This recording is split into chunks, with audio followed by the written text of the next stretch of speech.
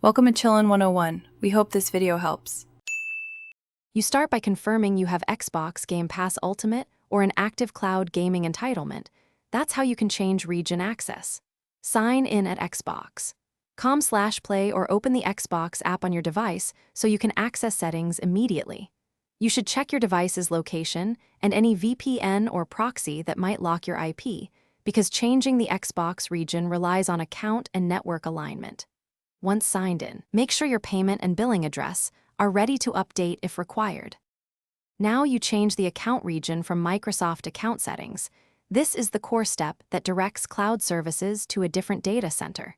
Go to Payments and Billing or your info, then edit your country or region and set a matching billing address. Make sure the payment method you add is valid for that country, because Microsoft checks that before applying region changes. After you save, allow a short propagation window. This is why you might not see changes instantly. Finish by signing out and restarting your device so the new region settings take effect in the Xbox app and browser sessions. Then start a cloud gaming session and test availability. Check game library differences and latency, because region moves can change both. If you hit errors, clear the app/browser cache and disable any VPN or proxy that conflicts with the new billing country.